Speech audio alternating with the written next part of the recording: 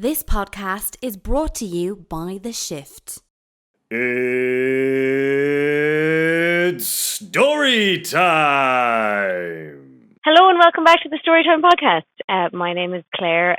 We are on iTunes and this podcast is brought to you now by The Shift. Season 2 is brought to you by The Shift. So today I have with me Lora O'Brien. So welcome. Hi Claire. Would you like to introduce yourself?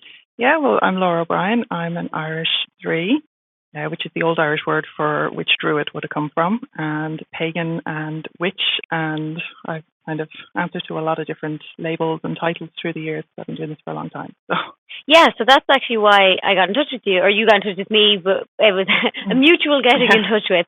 It was because I was looking for witches to talk to. And so, yeah, tell me a bit more about that. Well, I guess what I don't really get is, like, do you prefer the term witch or pagan, or is it the same, or is it different, or? Generally, I go under the kind of broad umbrella term of Irish paganism. So I'd be an Irish pagan. Because I work very exclusively with our native Irish spirituality, so the spiritual beliefs, practices, mythology, folklore that would have been on the island pre-Christianity. So that would give me the term or the label Dree, which is where the Irish term Draocht would come from, magic. So it basically means the user of magic, but people would be probably familiar with the term Druid, which would have come from that as well. So that works well too. And then in 2004, when my first book was published, I had just come out of working in a Wiccan coven. So Wicca would be a New Age form, a religion that is based around witchcraft. And so technically I'm a Wiccan witch as well. And the American publisher who was publishing the book specifically wanted the title witchcraft. So I kind of became known as an Irish witch or the Irish witch, because at the time nobody else had published any kind of book or anything like that in this genre. So because I've heard of Wicca, obviously through like American TV shows, yeah.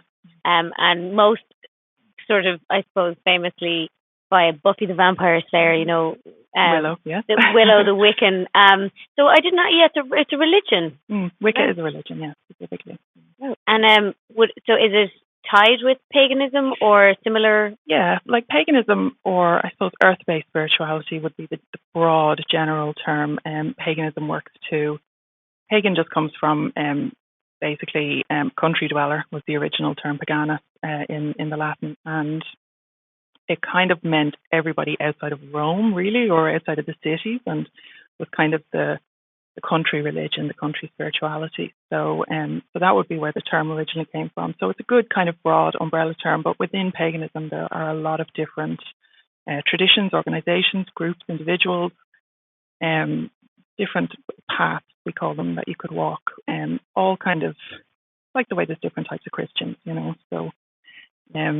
So Dree would be my particular path that I walk. So any of those terms would work. I do use magic, so technically I am a witch as well. So, and so they all work really. And like, how did you get into that, or how would somebody get into that? Well, I suppose my own story. I was raised Catholic, non-practicing Catholic in our household. My nana would have been very, very conscientiously practicing Catholic. So at about the age of 7, I decided that Catholicism definitely wasn't for me. I didn't know what it was, but Catholicism definitely wasn't for me. Wow, that was young. Yeah.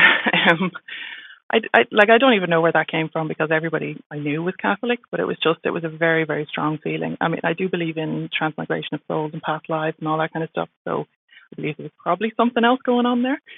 But I told my mom, and my mom was like, well, you're telling your nana, and to ring my nana, tell her I wasn't going to mass anymore. She didn't think I'd do it.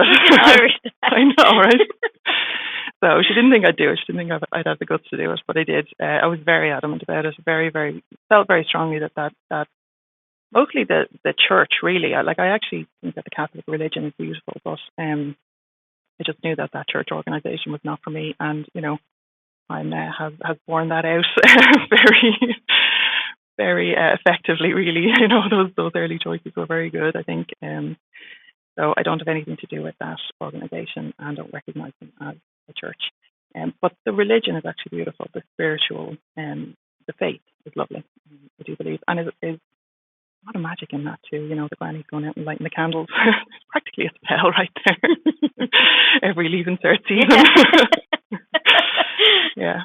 So I think that there's a lot of, what we would call witchcraft has really been still is built into our culture, whether, pagan or Catholic, really. So witchcraft is kind of almost like neutral. You can be any religion and practice witchcraft because it's the shaping of energy or the focus or the visualization of energy to your will to produce a desired outcome to manifest, basically. So that can be any religion or none, and where my spiritual path would be the Clisare, as I said. So that would be the pre-Christian Irish mythology. And what people know as mythology, I work with on a day-to-day basis. So all the old gods, Diana and all that kind of stuff. So that's one good thing. Yeah. So how did you, I guess, get into that once you decided you weren't Catholic? Well, I had an experience. Really was what it came down to. It's kind of one of the stories I wanted to tell you.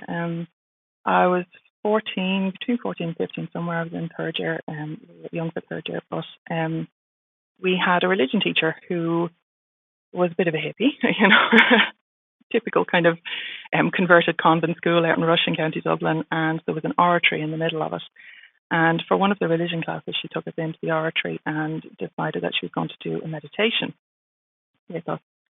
Very newfangled, really very ahead of her time. She didn't last more than a year in that school. Those Sisters of Mercy convent, they were having none of it. But yeah, she wanted to bring us on a meditation to find God, and so whatever her intent was, she lit candles and incense within that oratory, and it's packed full of sweaty 15-year-olds. Not really what you'd be expecting, everybody giggling and, elbowing each other and all that kind of stuff. Not really your what you'd be expecting for a spiritual experience, but a spiritual experience is what I had. So I had basically, I suppose what would be called a vision, really, an out-of-body experience, something like that. Oh. Yeah. My friend was looking at me and she said I just kind of went away for a few minutes. But for me, it was a lot longer. And I went into what we would call the other world in the Irish tradition. So that's kind of where the gods and the she and everything like that live. And I think that I was transported there, and I met a goddess, basically. And she told me that she was very beautiful, very generous, and at that time I had no context really for. Ireland in the 90s, they didn't sell stuff like that meetings at the time. There was no internet. There was no nothing well, there was internet, but we didn't have it. Fair enough. Yeah. So, because that would have been kind of early mid-90s. And, so it's just this completely random, and I didn't realize who she was at first. She was just a woman, and she took me through, we were on this kind of mountain, and she gave me this lovely robe to wear that was like hers, and all this was happening as if it was real to me, and at the time I wasn't really I was just experiencing it. I wasn't thinking, oh God, this is weird or anything. I was totally immersed in it.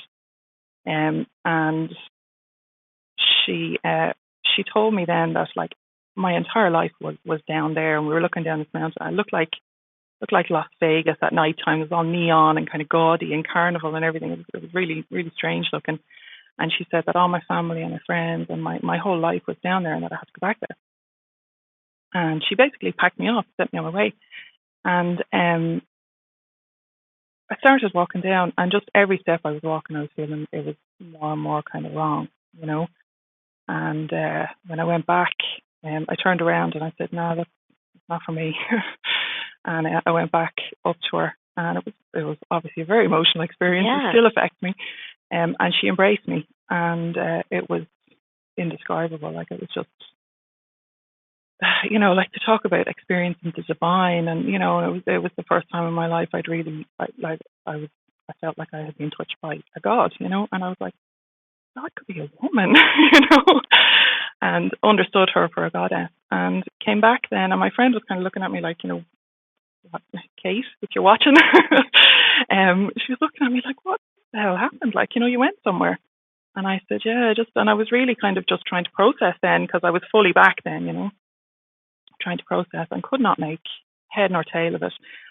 didn't connect it to like old mythology, the Greek or the Romans or the Egyptians or anything. It was just a case of like, I thought that she was just this goddess of light, basically. And so for about a year, I was going around thinking I just had my own religion, basically, that this goddess was my goddess, and that there was nobody else in the world like me, and nobody else followed any goddesses or anything like that. And and I like looking at it now with the knowledge that I have. I think it was actually the sovereignty of Ireland, the spirit of Ireland, who will be well attested in our culture, in our heritage, who embraced me in that way and kind of claimed me, I suppose. And I feel like I've been walking that path ever since, and that's where the three element of things come from. And then when I was about 16, somebody gave me a book. It was called Phoenix from the Flame by Vivian Crowley, who is an English author who was also a psychologist. And just reading that just made a whole lot of sense to me. And it explained about neo-paganism, which had been, a thing that I had never known about since the 50s in England. It started to kind of come out in the 60s and the 70s, gained popularity through England and into America. And the whole kind of neo-pagan history, what we call new paganism, basically. And I started to learn about it all at that point. I was 16, so nobody would talk to me, thankfully. There was still no internet or whatever. Very difficult to get your hands on books or anything like that. There were books. There were pagans and witches living in Ireland at the time. So every so often you pick up kind of like a thing from a newspaper or, a bit of an old, I think I see somebody on the Late Late Show. There was some witches on the Late Late Show, No way. Yeah, that kind of thing, Is that what you do? I'm like, I don't know. No, maybe. I've never met any, And then when I was 18, I think, 18, they started in Dublin, what's called a pagan moot. And a moot is just a monthly social and networking meeting, basically, for getting in touch with each other, And so it was run in a tiny little bookshop up behind Dublin Castle, across from the best shop there. It's gone now, but at the time it was around 98, maybe, around then. No, not 98, 96. No. I could have that math wrong, sorry. Somewhere in the late 90s. Yeah. And and it was the first one. And I actually missed the one in January. They started in January, and I went to the one in February. And somebody I knew had been sent a letter from an English organisation called the Pagan Federation to let them know they were on a list, basically. And because I was 18, I was able to be informed that this thing was happening, and thankfully the ethics and all that, like I would have been very, again, looking back on it now, it's mad to meet people, but somebody talking to a 16-year-old, would have been a bit dodgy. So I met a woman called Barbara Lee, who is a Wiccan high priestess still to this day. And she was running a coven out in Killiney, still is to this day. And she took me in, and not literally, I didn't live with her or anything, but they took me into the coven, into the group, and I started training in Wicca. And I kind of knew that Wicca wasn't my path, it wasn't my religion, but I didn't really have any alternative. There wasn't really anything else, there weren't any other kind of groups or anything like that really working. Well, there probably were, but they weren't being very public about things, So, and I really clicked with Barbara anyway. I was very, very happy with her. I still call her my witch mammy, and she's been a part of my life for a very long time. And she took a very vulnerable 18-year-old in and making me really in that group in a lot of ways. And I learned a lot, and some of it was what wasn't right for me, and that was fine, But so I went through 3 degrees. I am technically a Wiccan high priestess with all my pedigree papers and everything. There's a whole lineage thing that goes on that people find very important. And I still have a lot of respect for that, and for that tradition and for that religion. And an initiatory line that goes back for many generations. So it's an important piece of my history and piece of Irish pagan history as well. And it's actually an interview on my YouTube channel with Barbara Lee if people are interested in how Wicca and all that developed in Ireland. I sat down with Barbara for about an hour and a half, I think, and we did a very in-depth interview about the development of paganism generally in Ireland. So people are interested, it's a good one to look up. Yeah, brilliant. I'll include the link in the description on YouTube and in the description on Google Podcasts and Apple Podcasts. Yeah, it all sounds really interesting. So tell me more. Yeah. Well, I suppose from there, I kind of had a bit of a baptism of fire. Another one of the stories, thinking, what stories now are going to be good to kind of pick out, because there's been a lot, obviously, right? And I've always been very open as well. Like when I was 16, I would have been telling people that I had my own religion, and my father was like, "Oh, like still a phase that." but yeah, it was. I just probably about two months maybe after I met Barbara, she told me that we were doing a thing. Like get in, come on, get in, we're doing a thing. So we were packed off in Barbara's car, and I was going to be representing the goddess Talchu, who would have been Lou's foster mother. And I don't know if you've ever come across there was a lot kind of done with like revival of Irish heritage and culture, and there's a thing called the Talchin Games, which would be basically the Irish Olympics historically, Oh, wow, and it was these a lot of the harvest festivals, the August fairs, the Puck Fair, for example, would probably be modern kind of descendants of these games, these traditional fairs and festivals, which are again well attested through Irish history. So the place where the Talchin Games was, mythologically speaking, was supposed to be based and held, was getting bulldozed basically by the landowner, and there was a protest going on because pagans would be very, it is a nature-based religion, and besides our history and heritage, we're very concerned about the environment and our connection to the earth, and and it's very much about living in harmony with the world around you, basically, including the past, and the history, the archaeology, all that kind of stuff. So those would have been very early and strong interests for me as well, and for most pagans. So somebody was bulldozing this, and this woman up in Leitrim called Chris Thompson was organising this protest, and they needed somebody to represent the goddess Talchu. So Barbara thought that I'd be a great fit. And by the way, Nationwide was coming, and it was going to be videoing us. So anybody outside of Ireland, anybody inside of Ireland, would be very familiar with Nationwide. But, and so, sorry if this is a silly question, but when you say representing a goddess, what do you mean? So it was kind of a dramatic reenactment of a Lunasa procession, a harvest procession. So there were warriors basically in Gaelic dress, and there was myself just in like a white shift, and there was Chris Thompson is a poet, and she was telling the story. So it was a dramatic protest, really, like a ritual reenactment. I understand now, yeah. But for us, there was also an energetic impact and a magical impact that we were. So the idea was that I would be the physical representation of the spirit of the goddess Talchu. So whether you believe in that or not, you can kind of take that two ways. That's grand. I certainly believed in it, and I very much felt connected to that goddess, and felt that when I did speak, that I was speaking for her, and possibly even that she was speaking through me. So again, take that as you will. I'm very used to, people believe what they want, and that's grand, So Nationwide was there, and they filmed the whole thing. And if anybody could get their hands on that, I'd love to see it again. It's probably in the archives somewhere. Probably. But yeah, I haven't seen it in years. But that has meant that was one of my earlier kind of media appearances in the Irish media and international media. Actually, there's a whole Ghost Adventures thing which still haunts me. But yeah, so it would have been the start of me kind of getting over myself and just making sure that I was representing publicly, representing paganism and kind of standing up for our heritage and our history and our native spirituality as well. And for me, that's very involved in the culture, the language, all of that is our original stories, our folklore, all of that is very tied in. So I would be quite an activist on a lot of that kind of stuff as well, which I know you yourself are very involved in the language as well. Yeah. So yeah, there's a lot that kind of threw me up front very quickly, and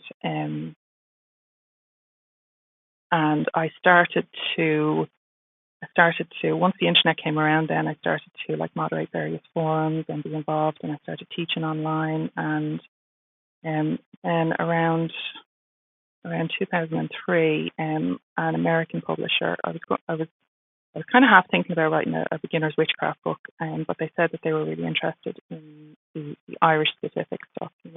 I've been teaching classes and stuff just on basic, beginner stuff. But they said, well, what we don't have is anybody Irish talking about Irish witchcraft, or Irish magic, or Irish spirituality. So can we do that? So I landed myself a book contract. I was working as a body piercer at the time in Roscommon, of all places, and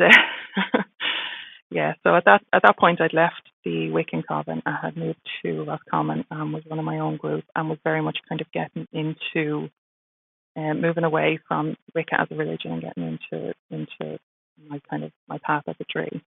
So I was beside Cruachan in Rathcroghan, which is the home of Queen Maeve and the Morrigan, and like the start of the Cattle Raid of Cooley, Pombo Coolnia, and there's a lot of heritage there. It's the royal seat of Connacht, the Western Province. So I would have been very involved when I moved there. I would have been very involved in just getting to know the sites and building relationships as I see them with the energies and the entities around the sites, the gods, goddesses, all that stuff, and the ancestors and the nature spirits and everything that was around there.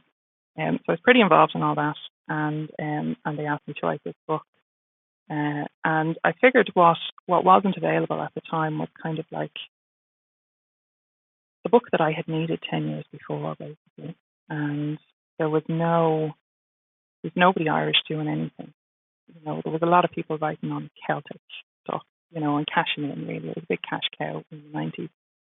And, still is, really is.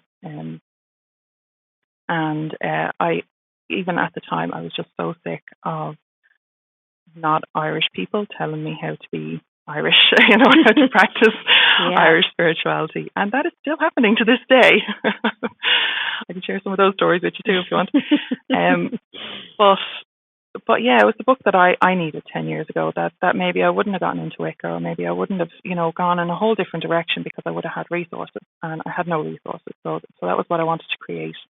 And I think I read something at the time, somebody, I don't even know who it was, but somebody was saying, if you can't find the book you need, you have to write it yourself, Oh yeah, that's actually very interesting. Yeah, so that's kind of been my rule of thumb ever since. Anytime I come across something, I end up being the one kind of beating a path, really, so that others can follow along. So, like the resources available at the time, there was an American author who won't name names, but decided that she was going to write a book about Irish, her family's Irish traditional witchcraft, which was called Wicca, in the old Irish language, Witta. Is that in any way factual, or is she totally made that up? She totally just made it up. It sounded like it was made up. Yeah. I mean, there's no W in the Irish language. There's your first clue, right? Oh, yeah. Like, we're not talking BHs here. There's no W. And like it contains such gems as, and it's still in print to this day. Contains such gems as the ancient Irish fertility potato goddess. Oh, sweet Jesus. Oh my God, I'm actually getting angry. So, I know, yeah. So that's the kind of level, and there was a couple of others as well, which, we don't have to sully our brains with. Did you eat the potatoes to be more fertile, or? She was like, she represented the womb of the earth, the potato under the earth, because potatoes are, and like it's talking about, like, Newgrange on one side and potatoes on the other side, like, chronologically equivalent. I'd say our Newgrange facts weren't factual. Nothing. Well, I mean, I suppose you got to give her props for managing to write it and sell it and make money off it. Fair play. Yeah, we call that cultural appropriation. We don't approve. No, I definitely. But like, yeah. So yeah, I mean, there was obviously a gap in the market, and her and the publishing house at the time, exploited it for all it was worth. Exploited it for all it was worth. Absolutely. And in complete fairness, I very much operate when we know better, we do better. And the stuff that I was doing in the 90s that I would cringe at now, and the publishing house that published that, I actually have no beef with now because my last book was published by them. So I know that the stuff that they're coming out with now is quality and most of it, and and it's and they're obviously willing to look yes, to different people and yes, different perspectives, exactly, and yes, you've probably chatted to them about. Yes, I have indeed. Yes, on many an occasion. So yeah, through the Irish Pagan School, we really try hard to make sure that I call it my business tagline is authentic connection to Ireland, but actually it's my life's work, it's my mission, is because there's so many people, like 80% of the people that I work with will be outside of Ireland, who would have some kind of connection, who would have some ancestry or whatever. And I genuinely do try and connect them authentically into, because we're not a closed tradition, we're not a completely open tradition, as in I think you have to learn it from somebody within the culture and within the tradition. So it's not a free-for-all, which a lot of people think that anything Celtic is kind of fair game, That was actually one of the reasons I wanted to talk to someone who did this kind of stuff, is because it while it's like, I know it's there, it's not, you can't just like join no. a Facebook group. Exactly, yes. Yeah, and we really work very hard, and I work with a lot of native teachers as well. So there's one exception who we work with at the Irish Pagan School, an author called Morgan Daimler, who translates Old Irish and kind of gets a bit of a pass. I call them honorary Irish, but everybody else that we work with is native teachers, So I really wanted to make sure it was a resource and a platform that would grow beyond myself and my co-founder John, who is also he works with the Dagda and I work with Morgan, so we're fellow priests in that sense. And he teaches and I teach, but like I said, we had a class there about an introduction to rock poetry, which is the old like battle poetry and prophecy poetry, and it was taught by a woman who her family runs the oldest, I think, certainly the oldest in Ireland, music shop, but possibly at least one of the oldest in Europe as well. Like, so she has this kind of this music and magic and poetry kind of tradition that definitely runs through her family. So, and she's a practicing witch as well. So, I brought her in to teach the rock class. So it's stuff like that. I really want to.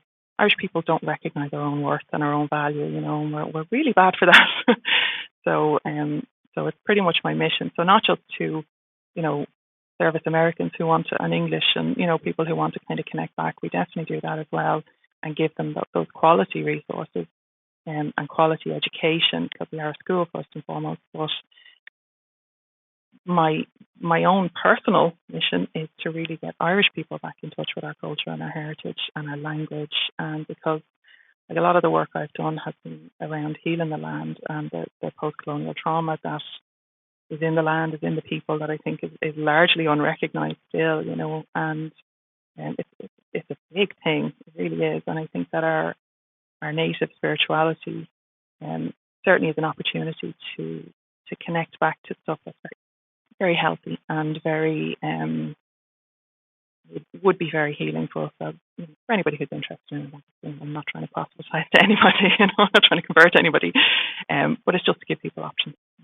How did it progress then to you opening a school? Yeah, like that's really interesting. Yeah. So we are just online at the moment. I do run, well, not at the moment, obviously. But, yeah, I was going to say, are you online because of coronavirus, or were you online? No, anyway? We were online before.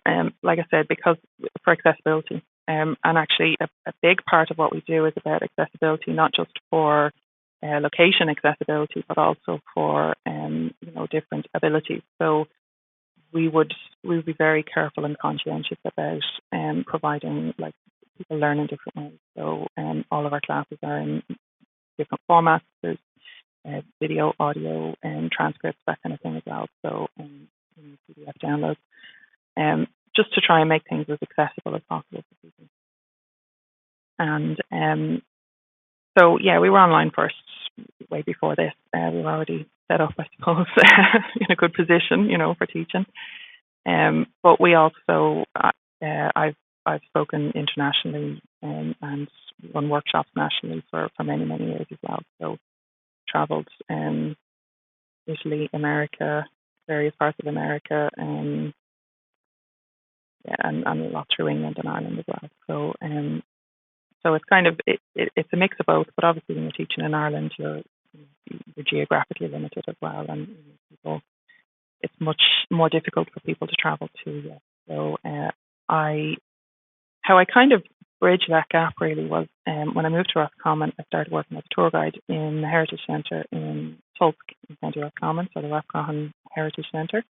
And within about 2 months, they made me manager, which was which was really weird. And I think that there were other forces at work there, because I'll never forget sitting in the parish priest's office and him looking at me with my pierced lip. I didn't have green hair at the time, but the lip piercing, and my book, Irish Witchcraft from an Irish Witch, was on the table in his office. I right? feel like I was in trouble. Yeah, absolutely. And so, like, him and the local principal who were on the board, because it's not a government-run heritage centre. It's local community.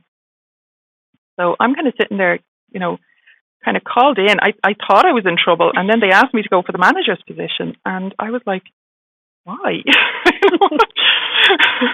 Like, waiting for the other shoe to drop kind of thing. And in fairness to him, Father McKeown, I'm not sure if he's still alive now, but sorry, he's Monsignor McKeown now. But he said that they really wanted somebody who had a passion for the mythology and for the place. And they had advertised the job, and they were getting a lot of business candidates from Dublin kind of thing. And they kind of, I wasn't local, but I was as local as they were getting, I think. And you were more in tune with the local area. Yeah, so they could really, I think that was very much the crux of it, was that they wanted somebody who really cared about what they were doing and what they were teaching, and cared about the whole centre, and also the relationships, like with the local schools and the local community, and that would have been very important to them as well at the time. So I think they overlooked a lot of stuff and threw me in. No business experience, no management experience, no accounting, no anything. I was a writer, obviously, at the time, a little bit of journalism, but that was it. So it was very much a trial by fire on my part. And it was also, certainly we were coming in through, like, the recession. The 2008 recession was really hitting. Like, it was all, like, when I first saw the accounts, they were not in the black, put it that way. Yeah. Like, how does this even work?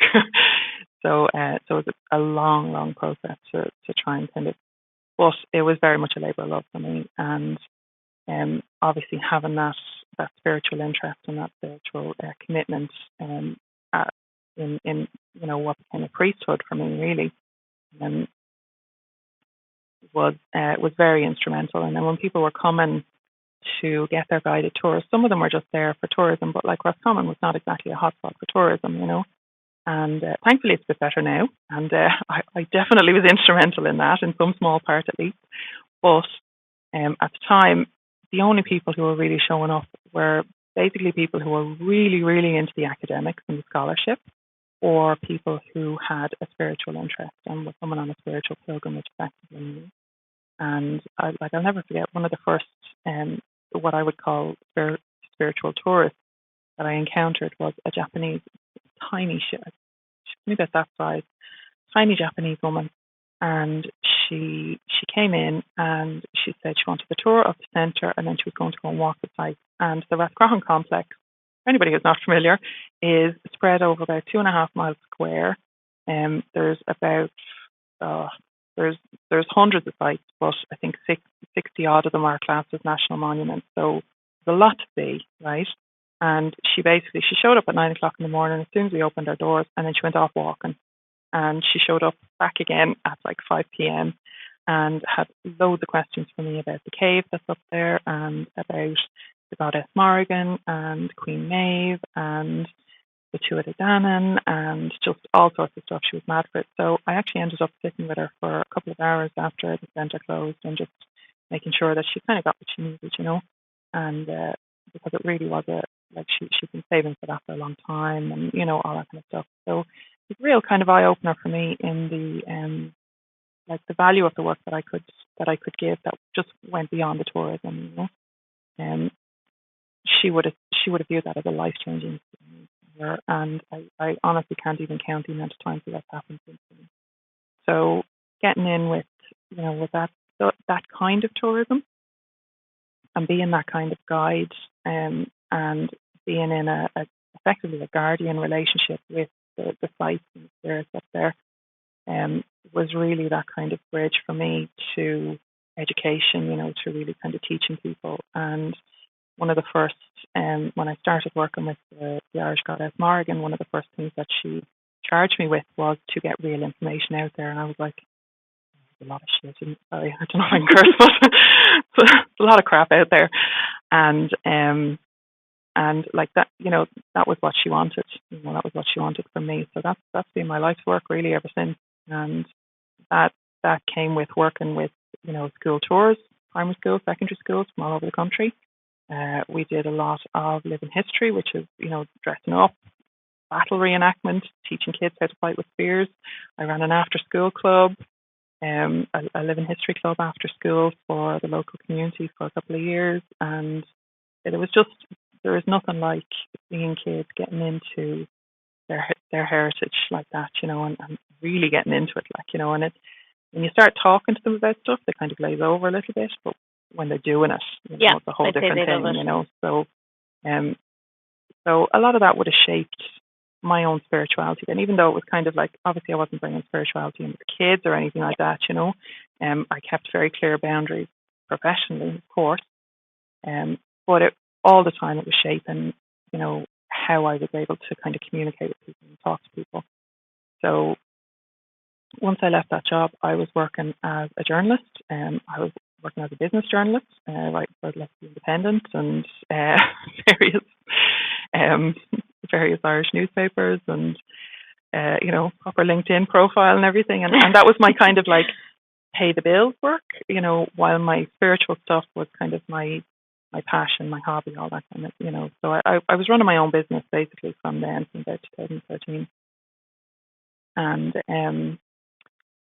then it was a case of like just, getting hired in to do like group tours. People were hearing about me. I was writing a blog and I had my own website on the internet, and then people were just asking me like, I'll be running classes here or running events here. And myself and Barbara Lee, my witch mammy, we ran an event called Féile Dréachta for.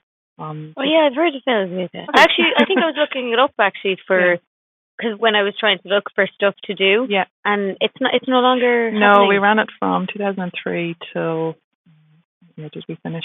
Probably around the same time, actually, around 2013, 2014. So maybe again, I could have my years wrong. Sorry about that, but we ran it together for a very long time, and it was an annual event. So.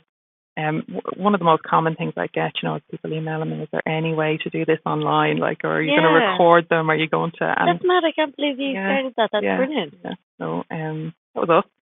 And it's such a pity it's not still going. Yeah. Well, there is a festival called Éigse, which runs Éigse Spirit Celtic, which is run by a woman called Anna Coote and Emer Burke and Paul Corcoran. They're the three who run that. Emer is a druid in County Kilkenny who has just taken over as head of one of the international druid orders, OBOD, I think, the Order of Bards, Ovates and Druids. Wow. And it's the first time a native Irish person has been, and a woman actually, has been in charge of any of the kind of, the big international kind of organizations. So that's a big deal. So shout out to Emer, fair play to her. Éigse would be a good one, and it runs in August most years. Usually it's the second weekend in August. So I can put a link to that. In normal years. In normal years, Hopefully next year. Yeah. So, and really I just took everything that I had been trying to do with Féile Dréachta, I just took it online. And we've actually noticed a huge spike in our Irish students, not just recently, but I think particularly since lockdown, but all this year really. It would have definitely started last year as well. And I think Irish people are just kind of getting more interested in our own stuff and looking for something real, where a lot of the time, unfortunately, when you start looking into New Age stuff, really a lot of crap. A lot of like pseudoscience. There's a lot of cultural appropriation. Huge problem with cultural appropriation. Not just our stuff, obviously, but there is, many white ladies doing yoga and being Celtic shamans and all that stuff, and like none of it's okay, So there is a big push, not just from us, but internationally, there's a big push to try and not do that anymore. Again, when you know better, do better. So it's really good to see that within paganism. But people are just looking for something. They don't have spirituality. They don't have anything, and ancestry is a good way to kind of connect in. So people start looking at their ancestors' cultures and start kind of get drawn. And my partner's a storyteller, he's a bard, and calls himself the Dag the Bard, or Anshkeli Biog actually is what he calls himself, the little storyteller. And because the god that he works for is pretty big, so the good god, the Dagda, he would be like the father god of the Irish pantheon.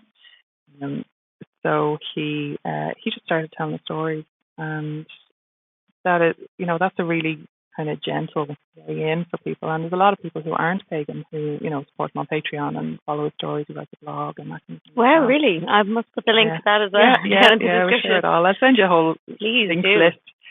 And he writes the blog at Elon Otter as well, and the Irish Mythology blog over there, and Irish history as well. Like we did T-shirts with Mary Robinson's quote about the women of Ireland electing her, and so he writes the blogs that kind of. So like we started the T-shirts mainly because we want, again, to get the real information out there, and it's a very good way of getting information out there, because if you're wearing something on your T-shirt and people are asking you about it, but the real vehicle for it is getting, is the blog post, is anybody who buys a T-shirt, like, hopefully will have the background and the knowledge from the blog to be able to answer the questions that people are asking, like, who is Mary Robinson anyway? I'm just going to restart this.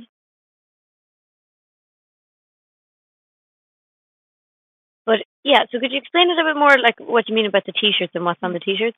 Yeah, so we just kind of started. I mean, it started a little bit as a joke where we were coming up with kind of funny things and just, oh, that'd be a really cool T-shirt, those kind of in jokes.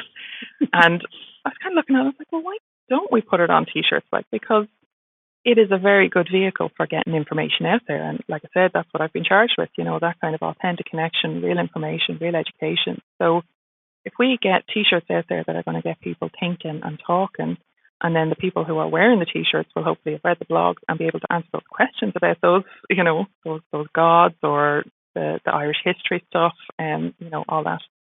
And so that was kind of the thinking behind the Elon Otter merchandise.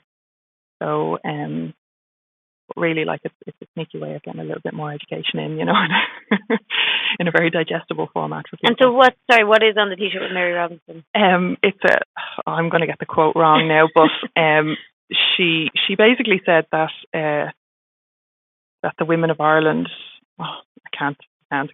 women of Ireland elected her. Something like that. Yeah. Something like that. But it was a shout out to the women of Ireland, and that whole thing in the 90s, like, where Mary was our first. I mean, there's the classic Moon Boy episode where they're going around. I don't know if you've seen that. It's absolutely hilarious. Where the women of Boyle in County Roscommon are trying to get Mary elected, and they only have one poster, and they're going around and they're trying to.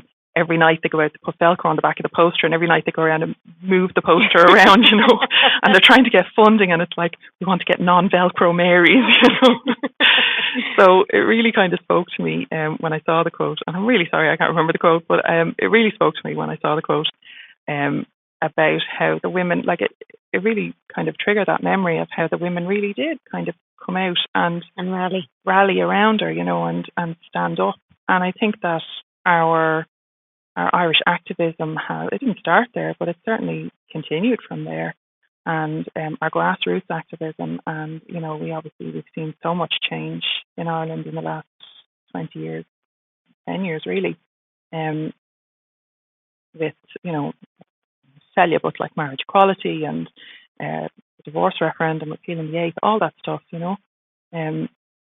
It's think that a lot of that is kind of starting from people just thinking and talking and that kind of community spirit. And I'm sure it is in other countries as well, but I think the Irish have a very good foundation for that because we talk to each other a lot, and we're very kind of tribal still, we're very community focused. So it makes activism organisation a lot more manageable, a lot more feasible because you can just start where you are, and just talk to people and get things going at a local level.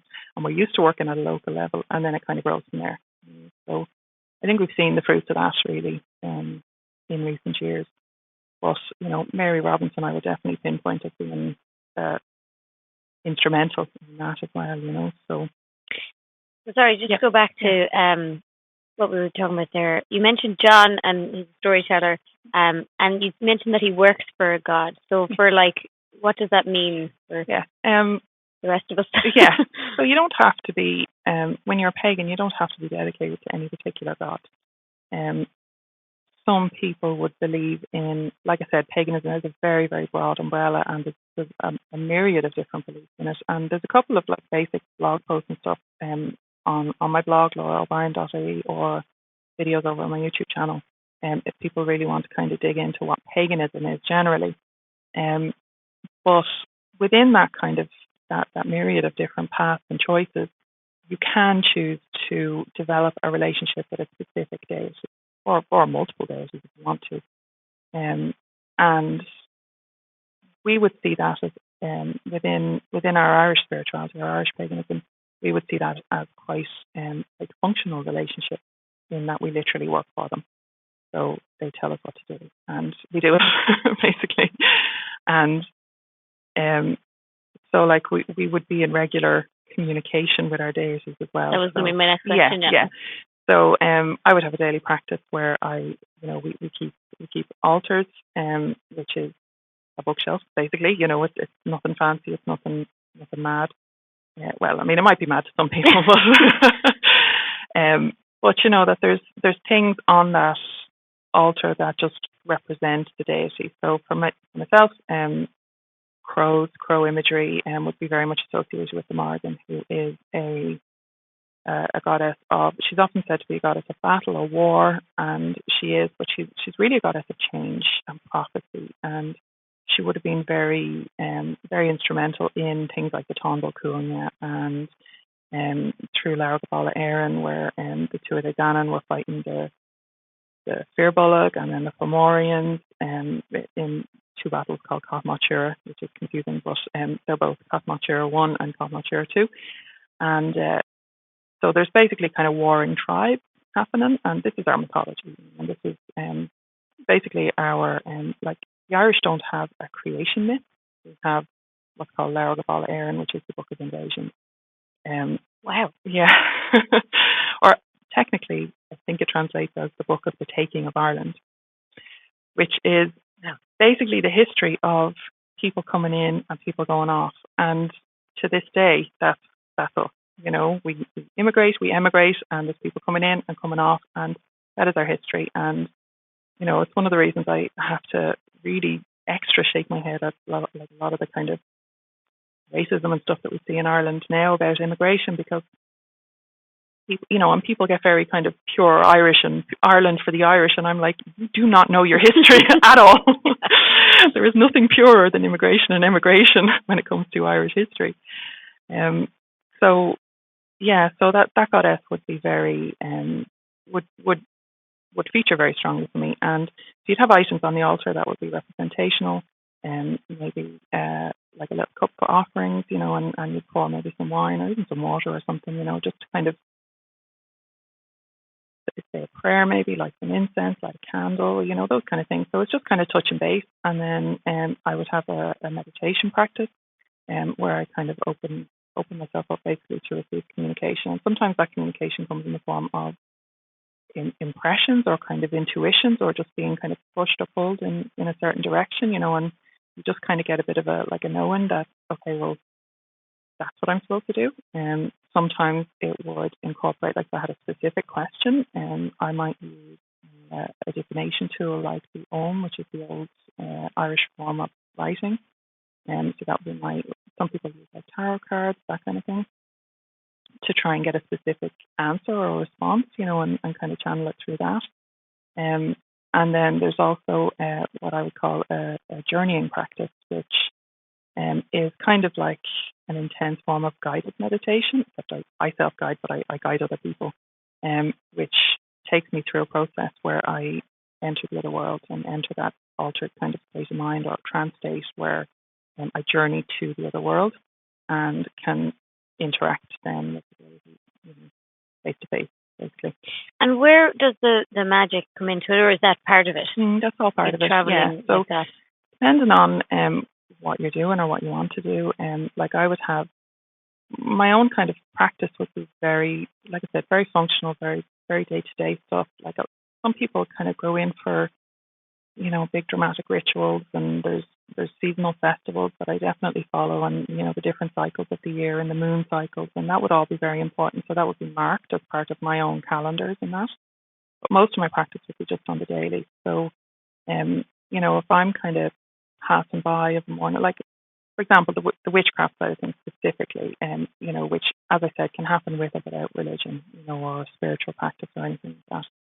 So, one that people like to hear about would be like an abundance spell, for prosperity and much money, but specifically prosperity, and kind of which would include like health and that kind of thing as well. So I would keep a little bowl which has a few different things in it, different stones, different coins, all that. And energetically, I would kind of refresh that on a daily or every second day basis and manifest and draw through that, basically. So it becomes like a magnet almost. So I'm pouring energy into it, and then it's kind of attracting abundance and prosperity back into my life. And which would, it's worked so far. Not doing too badly. Yeah. So, but yeah, so that kind of thing. It's quite simple. It's not. People hear about witchcraft and they think it's all kind of dancing naked in the woods and all that kind of stuff. And I'll not lie, I've done that on occasion in very private woodlands. But this is Ireland as well, and there's not a lot of getting naked out in the woodlands in Ireland. I was about to say, I'll definitely have to get you on again to tell that story. Yeah, so it's mostly it's very ordinary stuff, and again, like looking at our own folk tradition, which is the Irish witchcraft part of it. This is the stuff that your granny was doing. This is the stuff your granddad was going out into the barn and tying rowan twigs and red thread into the cow's tails to stop the fairies coming and stealing the milk. Like that. That is so common in Ireland, and that is witchcraft. Yeah. May Day would be a huge one. So like that, Samhain and the Altona would be the two main kind of shifting kind of turning points of the year. So I mentioned the seasonal festivals. That would be the coming of summer and the coming of winter. So they would have been pretty much our original festivals. We were like hunter-gatherers moving from summer pasture to winter pasture. Those times of change were quite dangerous and quite vulnerable. So there is a huge, huge amount in the folk tradition about magical protection and also magical curses that people could be doing to, do the dirty on their neighbours, basically, and take the prosperity and take whatever from their neighbours. Now, that's not the kind of magic I do, right? Just let it be said for the record. But it, like I said, it is a huge part of the Irish tradition. So, like all the kind of folk traditions around the Altona, around May Day, where you wouldn't, you wouldn't give anything out of the house. A lot of people wouldn't spend any money on May Day because it would be giving away your wealth, it would be giving away your luck. Somebody came to borrow like even a coal to light their pipe. That was kind of a classic one, apparently, because there's loads of warnings against it. Or somebody would kind of knock on your door and say, I just want to light this pipe and have a little coal from the fire, And if you gave it to them, you were giving away you were giving them your prosperity for the year. And it would last until the next Altona, until you could kind of break it. So it's, and then there's full on cursing as well, where you would like keep rotten eggs or rotten meat or anything like that, and you go and kind of mix it into haystacks or mix it into the soil in your neighbour's fields, so that and again, it wouldn't necessarily have been called witchcraft, well, maybe the cursing would have been called witchcraft. But they were definitely doing it. They were doing it. And the protective stuff, wouldn't necessarily have been called witchcraft, because maybe you'd ask God and Jesus and Mary, really, to help you and to protect you, and as long as you were saying the prayers, the spells, with Jesus and His Blessed Mother, it was okay. But it's still witchcraft. Yeah, and I'd say there's probably even superstitions in Ireland that originate from things like that. Don't cut your hair on a new moon. There's a lot of stuff about kind of giving away your power, giving away your wealth, your prosperity, which would have been a big thing, obviously, back in the day. If you had a bad season, the whole family was shanked.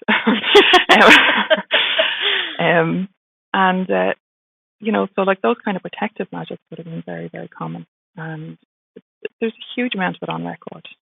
And then you get into the cures, that are passed down through families, or the cures that are picked up, folk cures. Yep. There's still like scratch the surface in Ireland and you've got witchcraft, really is. Regardless of what it's being called, that's what it is. It's there, and it's there. And whether it's kind of like, good or bad, it depends on the practitioner, It really does. And that is still true to this day. I mean, if somebody gets sick and the doctor's not helping them, they'll go and find a faith healer, and that. Yeah, and psychics are a big thing, and all this. Still very prevalent. And, we have a fantastic, famous witch tradition as well. We have people like Dame Alice Kittler in Kilkenny in the 1400s, who was a very prosperous widow woman. I think she buried 4 or 5 different husbands. May or may not have had a hand in it. Nobody really knows. But herself and her son were moneylenders, and they come up against the Bishop of Ossory in County Kilkenny. He really took against them, and there's a whole saga there, but that would have been very early in medieval witchcraft history. That was before kind of the the witch trials and all that. That would have been more famous through America and Europe really first, and then into the Americas. They would have all been much later in 1600s, 1700s. In Ireland, we never really had that, because I think, again, it's kind of built into our culture and it's built into our society, and it's our belief in the fairies. And, you'd be doing magic because you'd be protecting against the fairies, and that was totally legit, because you wouldn't want the fairies to be coming and taking your baby, or, changelings, or, taking the milk. The butter was a big one, taking the eggs, stopping the chickens laying, all that stuff. And again, any of that could have been the making or the breaking of the family. There's the difference between surviving or starving in a lot of cases, particularly at various times through our history, when other things might have been going on. And so all of that's very important and very integral in our society. And I really see myself as carrying on those traditions. There would be a later one, really early in 1700s or 1800s in County Clare, who was basically a fairy doctor, she wouldn't have called herself a fairy doctor, she's a witch, but she would have had a relationship with the fairies, with the good neighbours, with the other crowd, whatever you want to call them. We use a lot of euphemisms for them, and they were supposed to have given her power basically through this blue bottle that she had. But she was well known. People used to travel from counties away to come, and she'd always know who was coming and how they were coming and when they were coming, and she'd give them a cure, or and she'd never take any money for it, but she'd take payment. And again, she was another one who had many, many husbands, most of whom drank themselves to death, because people would come and give her poaching or whiskey, and she didn't drink. Oh my God. So she always had so the stories go, she always had a load of alcohol in the house, and she lost many husbands to drink, I think. But again, we have a very, very rich history of this, and people would be walking around Kilkenny and they'd see the Kittler in, and they wouldn't know necessarily that was based on a famous witch, Yeah. But yeah, and it was just it was so ingrained in our society, and it feels to me very natural to continue that. Yeah, and is that all that history? That's something that people could learn through the school, isn't Absolutely, it? Yeah. I have a class on witchcraft in Ireland, which goes through all the historical kind of witchcraft. There's basic It's very basic beginner classes. There's free courses as well. I'm not just trying to sell people stuff. Because again, education, genuine, authentic resources are really kind of what we're about. But I run the YouTube channel. There's hundreds and hundreds of videos there, which are practically free classes, most of them, as well as sharing more personal experience, as well as loads of interviews with Irish pagans, because I really want to make sure that those native voices are being given a platform. And it really hasn't happened to date. And part of that is because Irish people, as I said earlier, just don't value our own stuff. And very back to post-colonial trauma, I think that there's a lot of guilt and shame, and we think that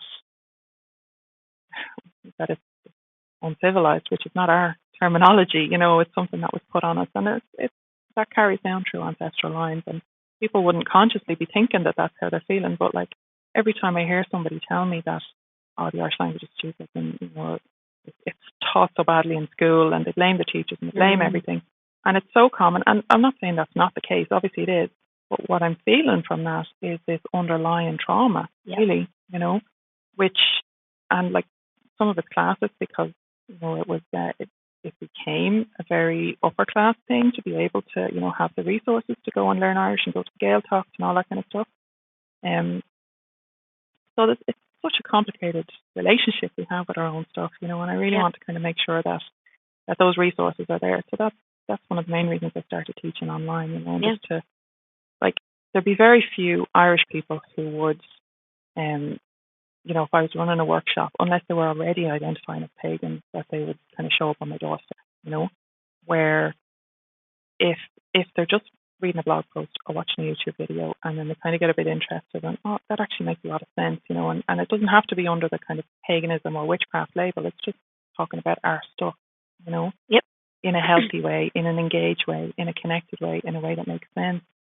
And that's really what I'm about, like, it's trying to kind of connect us back into what's good for us. Well, thank you so much. This has been like really interesting and really illuminating. I've been like sit here with you for another hour. Like, it was really, really good. Thank you so much for coming on. And just remind everyone where to find you. I'll put all the links down in the description and the show notes on the audio platforms. But if you just want to give a quick shout out and remind people. So my blog is loraobrien.ie, and again that's Lora O'Brien.ie, and we're all at the Irish Pagan School, so there's multiple different classes up there. Like I said, there's free and paid ones. The merch and the Irish Mythology blogs and t-shirts and all that good stuff are over at eelandotter.net, and John and his storytelling is at dagdabard.com. Brilliant. So thank you so much. Thank you. This podcast was brought to you by The Shift. For more like this, check out theshift.ie.